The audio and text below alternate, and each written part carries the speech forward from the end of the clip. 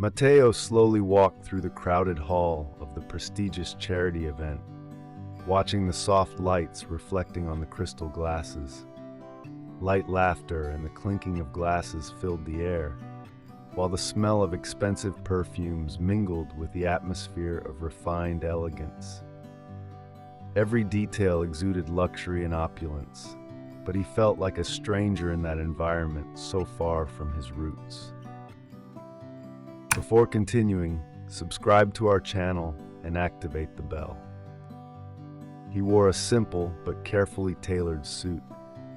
Although he felt out of place, he tried to maintain an air of confidence, remembering that he was there for an important cause.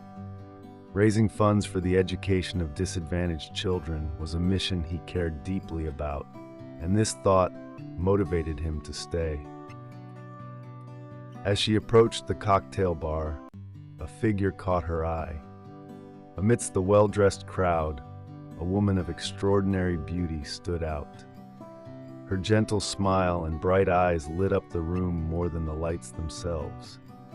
Despite being surrounded by many people, she seemed detached from the superficial conversations that surrounded her.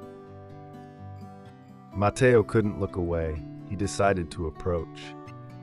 "Good evening," he said in a deliberately casual tone as he poured some wine into his glass. The woman turned to him with an expression of curiosity and a friendly smile.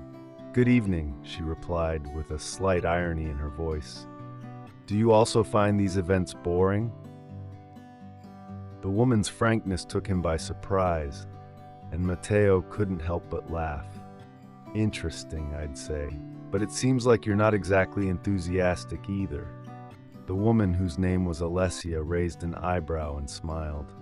"I'm here because I deeply believe in the cause. These events help raise money for schools in disadvantaged areas. Education is a fundamental key to changing people's lives." Matteo was struck not only by her beauty, but also by her passion for a cause he shared. "I come from humble beginnings," he said with a serious nod. "I know how much education can really make a difference in a person's life." Before he could say anything else, an older man approached. "Alessia, we have to go to the other room," she said in a tone that brooked no reply. Alessia turned to Matteo, briefly shaking his hand. "It was nice meeting you," she said, before walking away with her father. Matteo remained still, the name Alessia echoing in his mind. The brief encounter had left a deep impression, and he felt that something had changed in him. In the days that followed, thoughts of Alessia constantly occupied his thoughts. The way she spoke passionately about education, her serene smile, everything about her fascinated him. But there was one obvious obstacle: Alessia's family. Matteo knew that his parents, powerful and influential people, would not easily accept a man of humble origins like him. But the desire to know her better overcame all doubts, and a bold plan began to take shape in his mind. Matteo decided to dress up as a chauffeur for Alessia's family. This way, he could observe his parents without being judged for his social standing. If they were able to treat a simple chauffeur with respect, he could hope to be accepted by them. That same evening, Matteo called Alessia to share his plan. His voice trembled slightly as he explained the idea. Alessia remained silent for a few moments, surprised by the unusual proposal, but in the end, she reluctantly accepted, worried about the risks they might run. The next day, Matteo rented a luxury car and dressed in a chauffeur's uniform. When he rang the doorbell of the villa, a maid greeted him without deigning to look at him and invited him to wait outside in the car. His mission had officially begun. On the way to the restaurant, Matteo listened intently to Alessia's parents' conversation. The disparaging comments they made about lower-class people hurt him deeply. Looking in the rearview mirror, He noticed a tear rolling down Alessia's face, which she tried to hide. It was obvious that she too was suffering from her parents' coldness. Once they arrived at the restaurant, Matteo opened the door for Alessia's parents, who completely ignored him. Alessia, on the other hand, thanked him in a sweet and hushed tone, while their eyes met, full of understanding.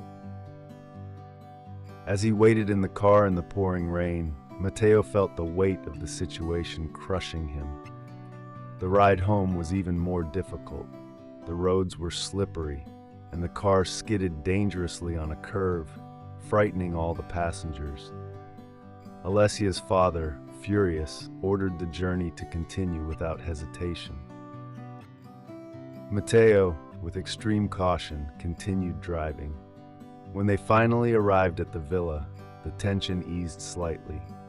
After opening the doors for everyone, Alessia thanked him once again, this time with a grateful smile that warmed him. But Matteo knew it was time to reveal his true identity. He returned to the villa and rang the bell, asking to speak to Alessia and her parents. Once he entered the living room, he faced the surprised look of Alessia's father. "What else do you want?" the father said, annoyed. "Sir, I'm not just a driver," he said in a firm voice. "I'm Matteo, and I love your daughter." The silence that followed was heavy.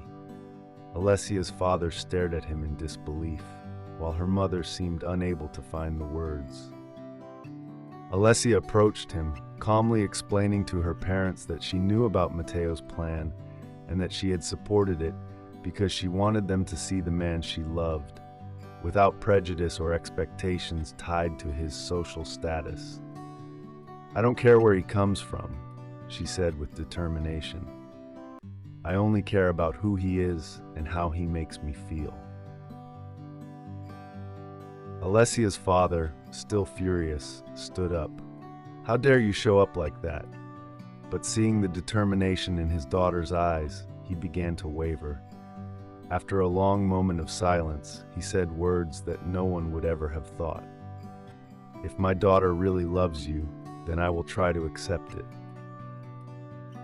Matteo, feeling relief run through his entire body, squeezed Alessia's hand. "I'll do everything I can to make her happy," he said, looking sincerely at her parents. Alessia's mother, with tears in her eyes, nodded. "If that's what you want, we'll try to understand." Even her father, although reluctant, agreed with a silent nod. As they left the villa, Alessia took Matteo's hand. "We've overcome a great test," she said with a smile, "and I know we can face it all together." Matteo looked at her and knew, in that moment, that whatever challenge lay ahead, they could overcome it, side by side.